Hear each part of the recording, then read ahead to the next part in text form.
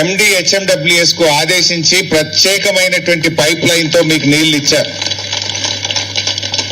మీకు గుర్తుందో లేదో, మా నాయన్ నరసింహారెడ్డి గారు అప్పటి హోంశాఖ మంత్రి వచ్చి ఆయనే బటన్ ఆన్ చేసి మీకు నీళ్లు ఇచ్చారు. అంటే కేసీఆర్ గారేమో ఈ అపార్ట్మెంట్ నిలబెట్టే ప్రయత్నం చేస్తే రేవంత్ రెడ్డి గారు కూల్చేసే ప్రయత్నం చేస్తున్నారు. ఆయన నిలబెట్టారు కేసీఆర్ గారు, ఈయన కూల్చేస్తా అంటున్నాడు. ఆయన గుర్తు చేయమన్నారు మీకు. ఆ రకంగా ఇక్కడితో ఎంతో అవినాభావ అనుభవం. అంతేందుకు మా సబితక్క, మీరు ఒకసారి ఫోన్ చేస్తే రాత్రికి రాత్రే మీ కాలనీ ముందు నుంచి, అపార్ట్మెంట్ ముందు నుంచి రోడ్డు వేయించింది మా సబితక్క గారు. మా సుధీర్ అన్న, మీరు ఇక్కడికి ఒకసారి మాకు దోమలు ఎక్కువ అవుతున్నాయి, దీన్ని క్లీన్ చేయాలి అంటే ఆ రోజు మూసీ కార్పొరేషన్ చైర్మన్ గా ఉండి మా సుధీర్ అన్న గారు దీన్ని క్లీన్ చేయిస్తే ఆ రోజుల్లో మీకు దోమలు లేకుండా కూడా మా సుధీర్ అన్న కూడా మీకు అండగా నిలబడ్డది కూడా గుర్తు చేస్తా ఉన్నా. ఇట్లా ప్రజలకు మేలు చేసే ప్రయత్నం చేశాం. కేసీఆర్ గారు ఎంతసేపు ఏ రకంగా హైదరాబాద్ బ్రాండ్ ఇమేజ్ పెంచాలి, హైదరాబాద్ ప్రజలకు ఎలా మేలు చేయాలని ఆలోచించింది బీఆర్ఎస్ ప్రభుత్వం. బాధ కలిగేది ఏంటంటే ఈ కాంగ్రెస్ పార్టీకి, ఈ ప్రభుత్వానికి మూసీ రిజర్వేషన్ మీద ఒక పాలసీ లేదు, ఒక విధానం లేదు, పూటకొక తీరుగా వ్యవహరిస్తా ఉన్నారు. ఈరోజు మూసీ మురికిపోవాలని అందరూ కోరుకుంటున్నారు, మూసీ శుద్ధి జరగాలని అందరూ కోరుకుంటున్నారు. ఇన్ఫాక్ట్ ఈ పని బీఆర్ఎస్ పార్టీ ఎప్పుడో స్టార్ట్ చేసింది. ఆ రోజు బీఆర్ఎస్ అధికారంలో ఉన్నప్పుడే 3,800 కోట్ల రూపాయలతో మేము 38 ఎస్టీపీలు బీఆర్ఎస్ పార్టీ నిర్మించింది. అంటే మూసీలోకి మురికి నీరు రాకుండా 38 ఎస్టీపీలు నిర్మించింది బీఆర్ఎస్ పార్టీ. ఆ రోజే మేము 4,000 కోట్ల రూపాయలు ఖర్చు పెట్టాం. ఆ రోజే కేసీఆర్ గారు కాళేశ్వరం ప్రాజెక్టు నుంచి గోదావరి నీళ్లు తెచ్చి మూసీలో వదలడానికి డిపిఆర్లు తయారు చేశాం, ప్రణాళికలు తయారు చేశాం. ఈ మూసీ మురికిని పారదోలాలి, గోదావరి జలాలు మూసీలో ప్రవహించాలని కూడా ఆ రోజే బీఆర్ఎస్ పార్టీ ప్రణాళికలు చేసింది, ఆలోచనలతో ముందుకు వెళ్ళింది. ఈరోజు you continue that. Who is saying no to that? మూసీ అభివృద్ధి పేరిట రియల్ ఎస్టేట్ వ్యాపారం వద్దు, మూసీ అభివృద్ధి పేరిట పేదల ఇల్లు కూల్చడం వద్దు అంటున్నాం. మేము మూసీ అభివృద్ధి వద్దనడం లేదు. మూసీ యొక్క అభివృద్ధిని బీఆర్ఎస్ స్టార్ట్ చేసింది. We have spent 4,000 crores. We started developing the Moosi project. You continue the process. మీరు ఒక్కటి గుర్తు చేస్తా ఉన్నా, అసలు రేవంత్ రెడ్డి ఏం చేసినా దాని వెనుక రియల్ ఎస్టేట్ వ్యాపారం ఉంటుంది. యాజ్ ఎ చీఫ్ మినిస్టర్ ఆయన వేసే ప్రతి అడుగులో భూముల పంచాయతీలే ఉంటే, రియల్ ఎస్టేటే ఉంటది. ఒకసారి మీరు గుర్తు తెచ్చుకుంటే 2.5 years of Revanth Reddy rule ఏం చేశాడు చూడండి. హైదరాబాద్ సెంట్రల్ యూనివర్సిటీ భూములు లాక్కుంటాను, దాన్ని వ్యాపారం చేస్తా ప్రయత్నం చేశాడు, సుప్రీంకోర్టు మొట్టికాయలు వేసింది. తర్వాత అదే industrial hill TP scam, hill TP పేరు మీద హైదరాబాద్ చుట్టూ ఉన్నటువంటి వేలాది ఎకరాల భూములు కబ్జా పెట్టాలి, రియల్ ఎస్టేట్ వ్యాపారం చేస్తా అని ఒక హిల్ టీపీ స్కామ్ కు తెరలేపినాడు. అది భూములే. ఫార్మాసిటీ కట్టాలని కేసీఆర్ గారు 14,000 ఎకరాల భూమి సేకరిస్తే అక్కడ ఫ్యూచర్ సిటీ పేరిట రియల్ ఎస్టేట్ వ్యాపారానికి అక్కడ ప్రారంభం చేసినాడు. ఈరోజు మూసీ సుందరీకరణ పేరిట ఇవన్నీ ఇండ్లు కూల్చి మీ అందరి భూములు లాక్కొని ఇక్కడ మళ్ళా బడా బడా కార్పొరేట్లకు, ఓ అంబానీకో అదానీకో ఒక మెగా కృష్ణారెడ్డికో ఈ భూములు కట్టబెట్టేటట్టు ప్రయత్నం చేస్తా ఉన్నారు. Again real estate. He has not done anything. ఈ 2.5 సంవత్సరాల రేవంత్ పాలనలో హైదరాబాద్ లో ఒక్క ఇల్లు పేదలకు కట్టింది లేదు. కూల్చిన బతుకులు ఉన్నాయి, కూల్చిన ఇండ్లు ఉన్నాయి తప్ప he has not built a single house in Hyderabad. ఒక్క ఇల్లు కట్టలేదు. కూల్చిన ఇండ్లే తప్ప, కూల్చిన బతుకులే తప్ప రేవంత్ రెడ్డి 2.5 సంవత్సరాల్లో ఒక్క ఇల్లు కూడా హైదరాబాద్ లో కట్టలేదు. మా చెల్లె ఫుట్బాల్ గురించి గుర్తు చేస్తుంది. ఫుట్బాల్ అంటే గుర్తొచ్చింది. ఇవాళ పిల్లలు చదువుకునే పిల్లలకు ఫీజు రియంబర్స్మెంట్ ఇవ్వమంటే డబ్బులు లేవంటున్నాడు. రిటైర్డ్ ఉద్యోగులకు వాళ్ళ పెన్షన్ బెనిఫిట్స్ ఇవ్వమంటే డబ్బులు లేవంటున్నాడు. రైతులకు రైతు బంధు ఇవ్వమంటే డబ్బులు లేవంటున్నాడు. గురుకుల పాఠశాలల్లో పేద పిల్లలకు అన్నం పెట్టు కడుపు నిండా అంటే పురుగుల అన్నం పెట్టి 160 మంది పిల్లలు చనిపోవడానికి కారణమైనాడు. మాట్లాడితే డబ్బులు లేవు, నన్ను కోసుక తింటారా అంటాడు. మరి డబ్బులు లేకపోతే 200 కోట్ల రూపాయలు ఖర్చు పెట్టి ఫుట్బాల్ ఆటలు, మెస్సీని తెచ్చి ఫుట్బాల్ ఎక్కడి నుంచి డబ్బులు వచ్చినాయి? అందాల పోటీలు నిర్వహించడానికి 100 కోట్లు ఎక్కడి నుంచి ఖర్చు పెట్టావు? ఇవాళ జూబ్లీ హిల్స్ లో ఇంకో ప్యాలెస్ కట్టుండు రేవంత్ రెడ్డి, 100 కోట్ల రూపాయలతో ఆయన క్యాంప్ ఆఫీస్ కడుతున్నాడు ఎంసీహెచ్ఆర్డీలో. 100 crores పెట్టి ఎంసీహెచ్ఆర్డీలో సీఎం క్యాంప్ ఆఫీస్ కడతా ఉన్నాడు. డిప్యూటీ సీఎం 5 కోట్లు ఖర్చు పెట్టి 3వ క్యాంప్ ఆఫీస్ కట్టాడు మొన్న. 20,000 కోట్ల రూపాయలు బడా కాంట్రాక్టర్లకు బిల్లులు ఇస్తున్నారు. మూసీ ప్రాజెక్టు పేరు మీద 1,00,000 కోట్ల రూపాయలు ఖర్చు పెడుతున్నాడు. మరి ఈ డబ్బులన్నీ ఎక్కడి నుంచి వస్తున్నాయి?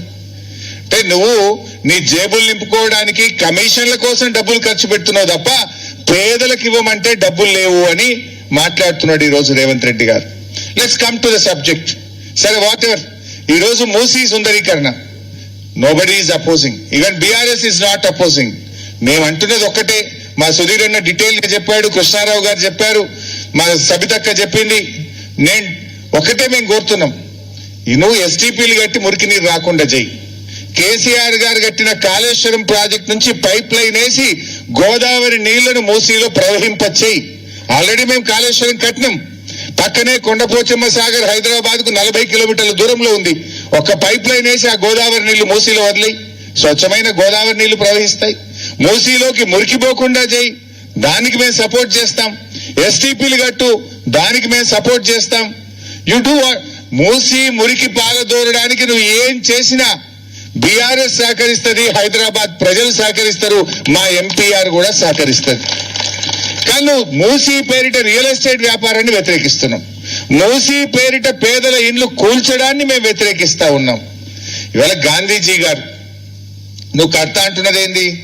బాపు ఘాట్ కడతా అంటున్నావు. బాపు ఘాట్ ను ఆరాధించే వాళ్ళు ఉండాలి తప్ప బాపు ఘాట్ నిర్మాణం పేరిట బాధితులు ఉండకూడదు. గాంధీజీ గారు ఆయన అహింసావాది. ఆ అహింసామూర్తి విగ్రహాన్ని పెట్టడానికి రేవంత్ రెడ్డి హింసా మార్గాన్ని ఎన్నుకున్నాడు. అహింసామూర్తి విగ్రహం పెట్టడానికి హింసా మార్గంలో బలవంతంగా మెడ మీద కత్తి పెట్టి మీరు ఇల్లు ఖాళీ చేస్తారా, కూల్చమంటారా అని మాట్లాడుతున్నాడు. రేవంత్ రెడ్డి దృష్టిలో ఈ ఎంపీఆర్ అంటే, ఈ అపార్ట్మెంట్ అంటే, ఒక ఇల్లు అంటే ఇటుకలు కావచ్చు. నువ్వు జేసీబీతో కూల్చే ఇటుకల్ని కూలుస్తున్నా నువ్వు అనుకోవచ్చు.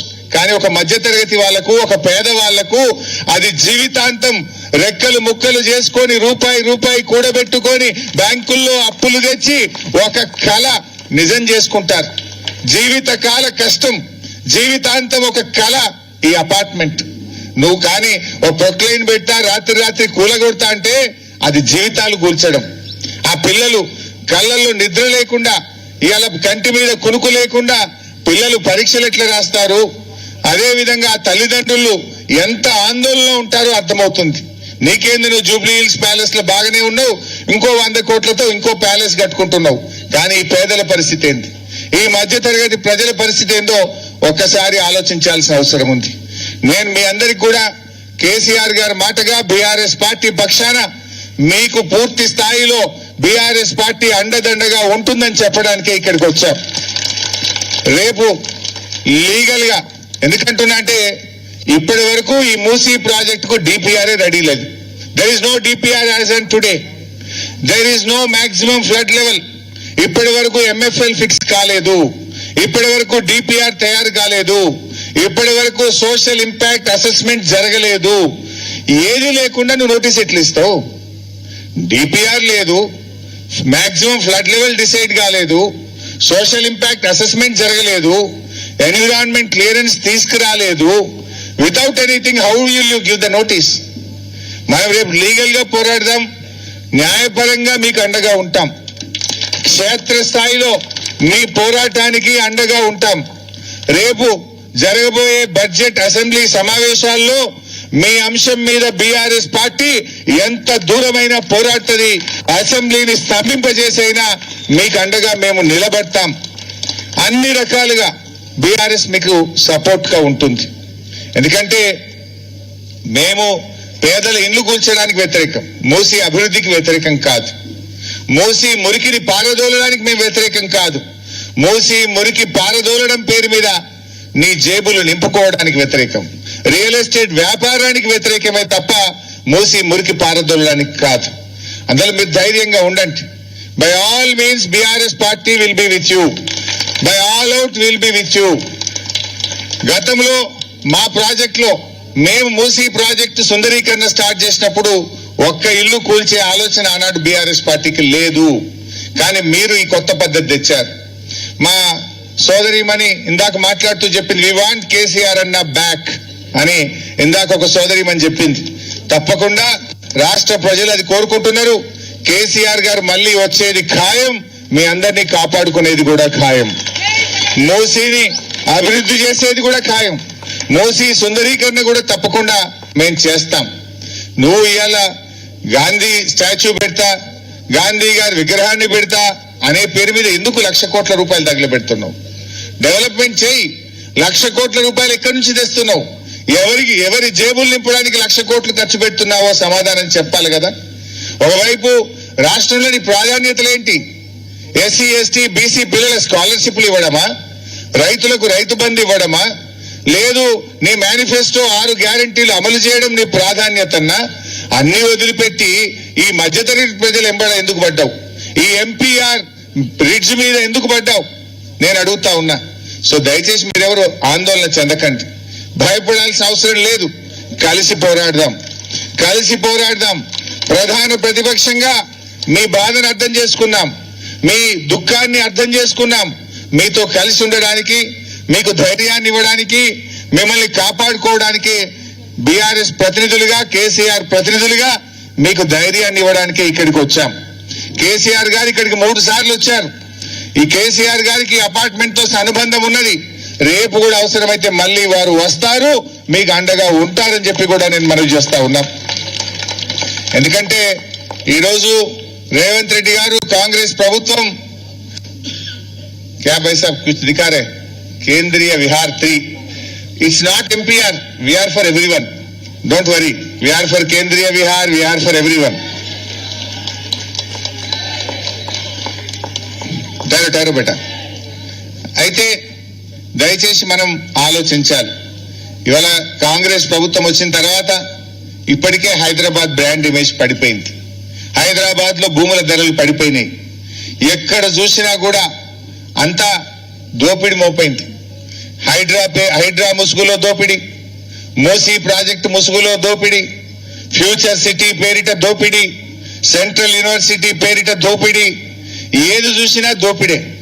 ఇలా నువ్వు చేసిందేం లేదు, కూల్చిందే ఎక్కువ. హైదరాబాద్ లో నువ్వు చేసింది ఏమన్నా ఉందంటే కూల్చివేతలే తప్ప, ఇవాళ నువ్వు కబ్జాలు తప్ప నువ్వు చేసిందైతే ఏమీ లేదు.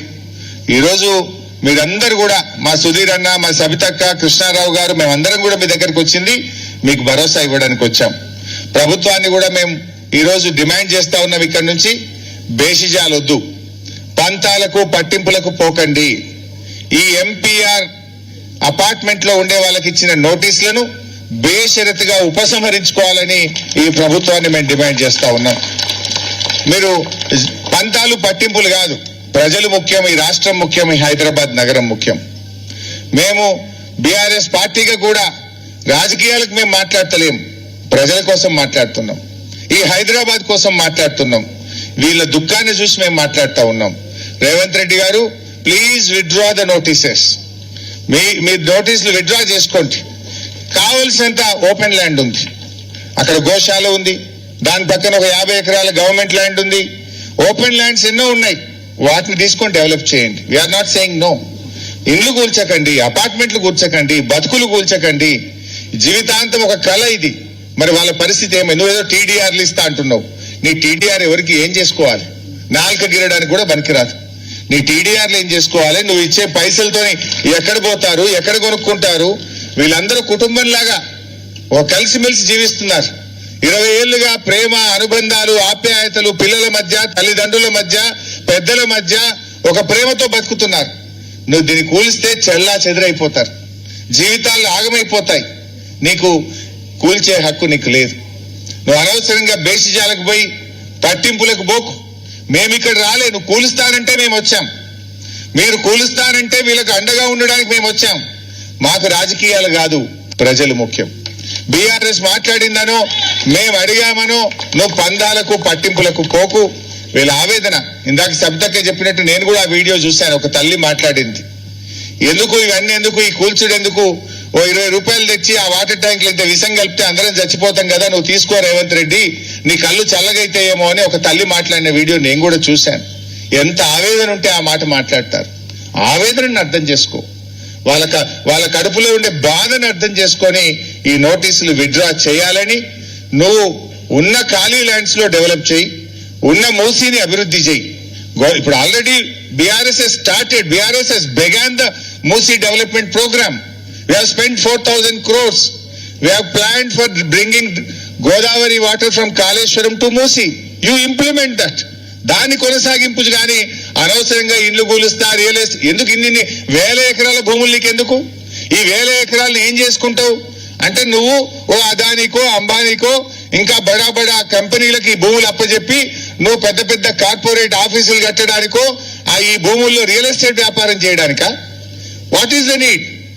On the name of Musi development real estate వ్యాపారం ఎందుకు, వేల ఎకరాల భూసేకరణ ఎందుకు అని మేము ప్రశ్నిస్తా ఉన్నాం. దాన్ని ఉపసంహరించుకోవాలని చెప్పి కోరుతా ఉన్నాం. సో మీరు కూడా ధైర్యంగా ఉండండి, కలిసి ఉండండి, యూనిటీగా ఉండండి. We are all with you, will fight to any extent. మీకు ఎవరైనా అడ్డం వస్తే మేము వచ్చి ముందు కూర్చుంటాం. ఇక్కడ ఈ అపార్ట్మెంట్ ను నిలబెట్టింది కేసీఆర్, రేపు కాపాడేది కూడా కేసీఆర్ గారి సైన్యం మీకు అండగా ఉంటది. మీరు ఎవరు ధైర్యాన్ని కోల్పోవద్దు. Let us explore all the possibilities, legal, మరి అదే విధంగా ఎన్విరాన్మెంటల్ ఇంపాక్ట్ అసెస్మెంట్ కోసం అవసరమైతే గ్రీన్ ట్రిబ్యునల్ వెళ్దాం, హైకోర్టుకు వెళ్దాం.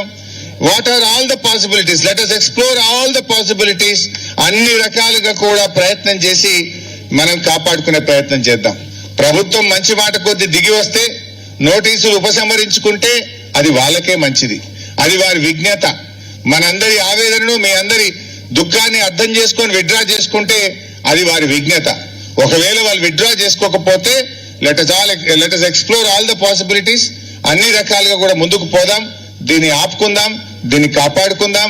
మళ్ళీ కేసీఆర్ గారిని తెచ్చుకొని ఆ ప్రభుత్వంలో అందరం కూడా సంతోషంగా ఉందామని చెప్పి మీ అందరికీ కూడా మనవి చేస్తూ, మీ ప్రతినిధులు కొంతమంది మా దగ్గరకు వస్తే, మీ అపార్ట్మెంట్ నుంచి ఒక 5 మందో 10 మందో ముఖ్యులు వస్తే మీతో కూర్చొని మాట్లాడి మేము ఏ రకంగా మీకు అండగా ఉండొచ్చు, ఏ రకంగా ఈ ప్రభుత్వ ఆలోచనను విరమింపజేసుకునే విధంగా, ప్రభుత్వం మీద ఒత్తిడి పెంచుకునే విధంగా, మరి ప్రత్యక్ష పోరాటాల లీగల్ గా ఉండే పాసిబిలిటీస్ ఏంటి అన్ని కూడా మాట్లాడి మీకు పూర్తి స్థాయిలో సహాయ సహకారాలు మేము అందిస్తామని చెప్పి తెలియజేస్తూ అందరికీ నమస్కారం. జై తెలంగాణ.